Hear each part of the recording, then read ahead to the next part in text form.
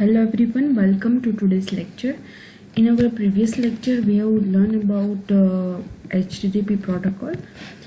In today's lecture, we are going to learn about how message is transferred or what is the structure when HTTP message is requested by the client. We all know that HTTP is a backbone for internet. It is based on the request response model. It is a communication protocol through which browser and web server communicate with each other. So HTTP helps to construct the request and response messages in such a way that client and server understand each other on the web. Resources which are transferred between them are chunks of the information identified by the URL. Usually resources could be a file or a dynamically generated query results or a script or a document, anything. Important and basic features to know about HTTP is that it is a stateless protocol. It means the server and browser know each other only during the current request and response cycle. Afterwards, both of them forget about each other. Due to this nature, either the browser or server can't retain information between different requests of the communication cycle. So that is a basic introduction about HTTP. Now let's understand what is a HTTP messages. So HTTP messages shows how data is exchanged between a server and client. So there are mainly two types of messages. One is a request message and second is a response message. A request message sent by the client to trigger an action on the server, and the response messages are the answer from the server. So let's start with the request message. So the first is a HTTP request message. So this image shows the format of HTTP request. It is a ASCII format, which means it is a human readable format. So when we enter the URL in the browser, it translates the URL into a request message using a URI and HTTP method according to the HTTP protocol standards and sends the request across the internet using TCP/IP. Web server receives the request and responds with the requested web page. So irrespective of how complex the application logic is, web application responds with HTML as the browser intercepts the HTML and display of web pages along with its assets like CSS, JavaScript, and so on. Hence, a web server or a web application's primary job is to receive a request, process the request, and create an HTML output. So suppose you are entering the URL like http://abc.com/index.html. So when you enter that URL, now that URL is converted into one message format. It is called the HTTP request message format. So it contains mainly 4 lines. It contains mainly 4 attributes, which is a request line, header line, blank line, and entity body. So let's understand each terms in detail. So the first is a request line. So the request line begins with a method token followed by the request URI and protocol version. The elements are separated by space characters. So here this is the format of request line. So what the request line contains? So first it contains the method name. Second, after the space, second element is a requested URL.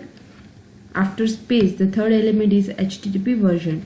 So this is the format of request line. It contains method, URL, and version. So let's understand each terms in detail. First is a method. So request methods are of many types. First is a get, head, post. So the first is get method. So get method is used to retrieve the information from the given server using a given URI. A request using get should only retrieve data and should have no other effects on the data. So get verb is used to get a web resources from the server. During get request, the state of web application does not change, For example, it does not create a new user account based on the GET request. Yes, hence GET requests are usually considered as a safe. It means suppose you are requesting content from some URL. So the work of GET is just retrieve that static data. If you want to add data to the server, then it is not possible via the GET method. Second is a POST method. So a POST request is used to send data to the server. For example, a customer information, file upload, etc. using the HTML forms. So a POST verb is used to post or send the data to the web server. It results in changing the state of the application. For example, signing up for a website by entering the user's information on a form and sending the data contained in the form to server. So that is done by the POST. So POST request does not always result in the HTML page being sent to the client. Instead, the client uses the response code to determine if the operation on the application was successful or not. So the difference between GET and POST is, in the GET we can only retrieve the information, we can only show the information, while in the POST we can save our data or we can upload our data on the server. So that is done with the POST method. Now the next method is put method. So put is replace all the current representation of target resource with the uploaded content. So it is used to ask the server to store the data. Yes. Next is a delete method. So delete removes all the current representation of the target resource given by URL. So it is used to ask the server to delete the data. And second is a head method. So in the head is the same as GET, but it transfers the status line and header section only. So we'll see what is the status line and header section in our later slide. But for now you understand that head is same work as a GET, but it transforms some data, transforms some attributes like status line and header in the request. So that is the work of each and every method. This method used to request the data. So this is the attribute mean of request method. Yes. So now first is a method, the second attribute requested URL. Okay. So requested URL is a uniform resource locator, and it identifies the resources upon which to apply the request. Following are the most commonly used forms to specify a URL. We all know how we can write an URL on the browser. So that is called the requested URL, what data we want from the server. So first is a method, second is a URL. So URL is http:// suppose example is www.w3.org/ the path of that web page, what web page you need. So that is called the URL. So that is the requested URL. And the third is HTTP version. Yes, in our previous lecture I have discussed about HTTP version. Like if HTTP is a persistent HTTP, then the version is 1.1, and if it is a non-persistent, then version is 1.0. So if HTTP is persistent, then the version is 1.1, and if non-persistent, then version is 1.0. So this has become the request line. Now next is a header line.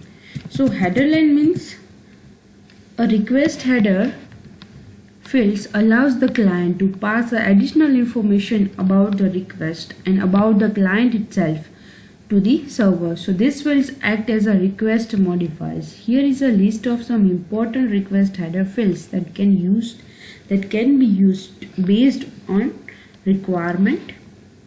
So a header line contains some information about the client. So based on that information, server can recognize that client, and server can recognize the behavior of the client side.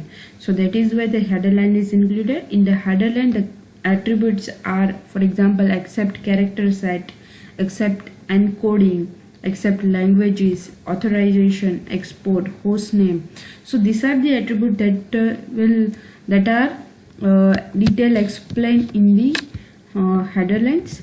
So in this format, first is a request line, first is a method, so you can use any method: get, post, put, delete. Yes. Next is URL and version, HTTP 1 or 0.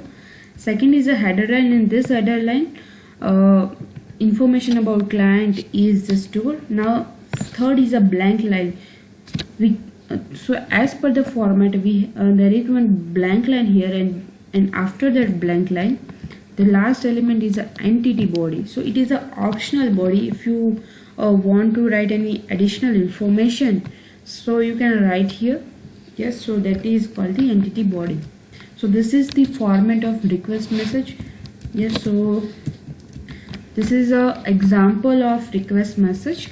For example, HTTP request to fetch a hello.html page from the web server. So first line is a request line, so it contains method, URL and version. So here method is a get, URL is a hello.html, and version is HTTP 1.1. Next is a header lines. So header contains many attributes like user agent. So agent, first is a user agent. So we can say that agent is a Mozilla 4.0. Host www.abc.com. Accept languages is a English US. Accept encoding is gzip, and deflat connection is keep alive. So these are the information about the client. So it is called the header line. Now there is one blank line, and if you want, then we can add a body here, but generally the body is not included. This is a common format for any request, HTTP request message. So when you enter a URL on the browser, that URL is converted into this HTTP request message.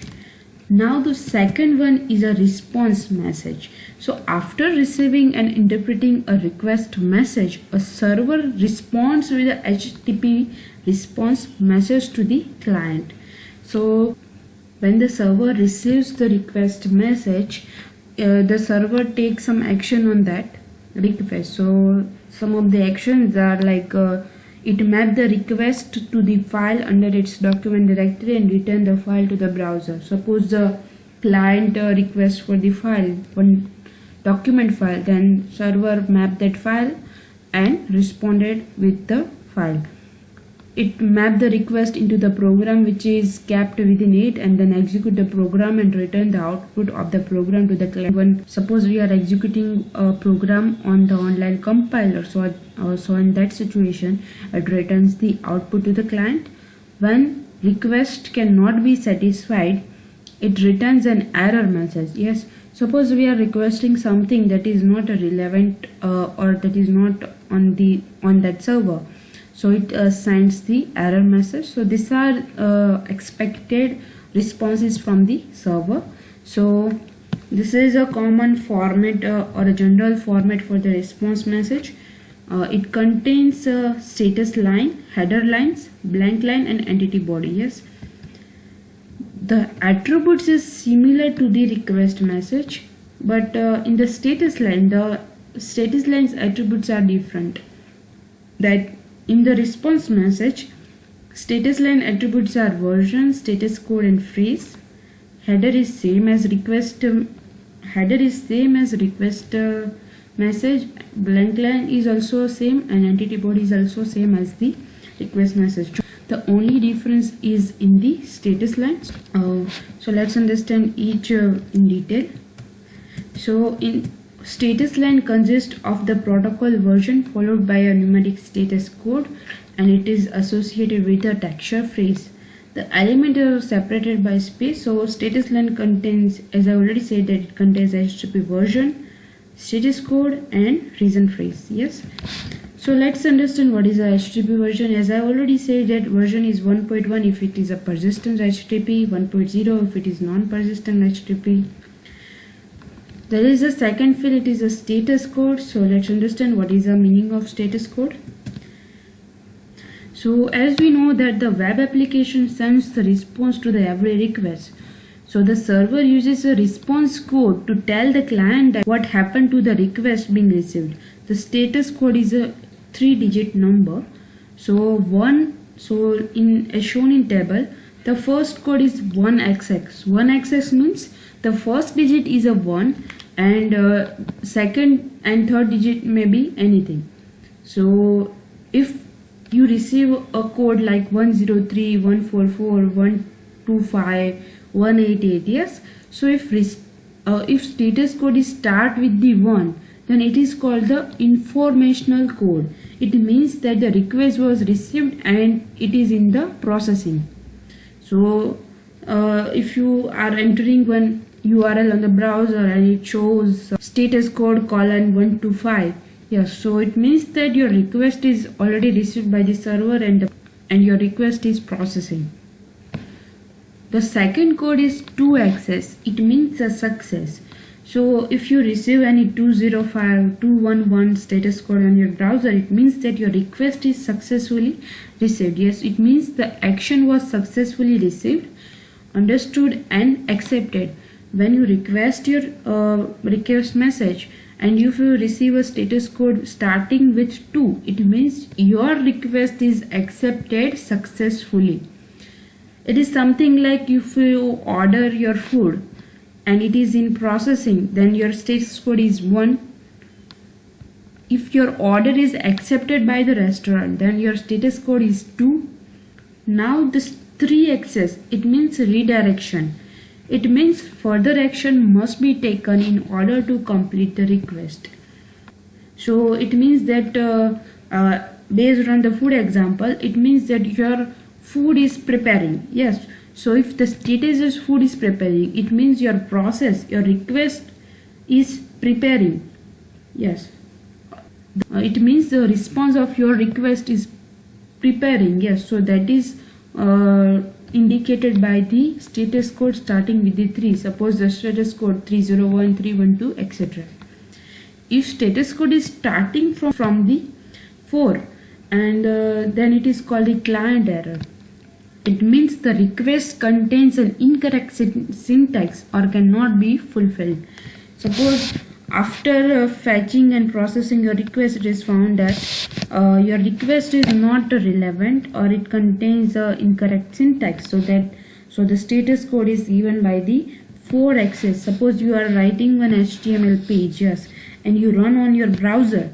So what happened? There is some error occurred and the status code is 425. So it means that there is some syntax error in your code. So that is shown with the status code starting with the 4. So we can compare the situation with our food, like your address is wrong. So that is why that error is came from client side. That is why the error code is that is why it is called a client error. So the last is a status code starting with the 5th digit. So it is called the server error. It means the server failed to fulfill an appropriately valid request. So suppose your request is processed, but that your requested content is not found in server. So that type of error is shown with the status code starting with the 5. Suppose 512, 525, 555. Yes. So we can compare this status code or this error with our food example. Like suppose your delivery address is too far from that restaurant. So at that time the restaurant is not delivered your order. The restaurant cannot deliver your order. So that type of error is called the server error. Yes. So that is all about status code. Yes. So first is HTTP version, second is a status code, and third is a reason phrase. So reason phrase means, suppose on your screen the status code is 100, but you don't know what is that 100 code. So that is shown with the reason phrase. So reason phrase means in the section 10.1.1, this status code 100 means continue. If status code is 101, so in section 10.1.2, The status code 101 is switching protocol. It means the switching protocol. If status code is 200, so reason phrase says that it means that it is okay. It show the status. So the meaning of that status code is shown with the reason phrase. So that is a reason phrase. So that is the first line is a status line. Second line is a header line. It is the same as a request message. So a response header field allows the server to pass additional information about the response which cannot be placed in the status line. These header fields give information about the server and about further access to resource identified the requested URL. So the attributes in the header lines from server side is accept range, age, e-tag, location, proxy authentication, retrieve, etc. fields are added in the header lines. And next attribute is blank line and entity body. Yes, so that are the optional. So main two lines are status line and header lines. So this is the example of response message. In our example of request message, we are requesting one page which is a hello.htm. So we are requesting that page to the server, and server response to that message is first is version of HTTP. Yes. Second is status code. It is a 200, and third is a response phrase. It is means okay, means a request is successfully served. Next are the header lines. It contains attribute like date, which server is from which server your request is served, modified date, content length, connection, and with that your response message is also sent by the server. So suppose you are requesting the page hello.htm, said the response of that request is shown in HTML code like HTML body, and it contains hello world content. Yes, so this is how message is transferred between transfer with the help of HTTP. If you are requesting something, that URL is converted into the request message. That request message is sent to that server. Server received that request message. After receiving the request, the response is converted into the HTTP response message with the content, and that content and HTTP response message is sent to the client. So that is how communication has been done. So that is all about HTTP.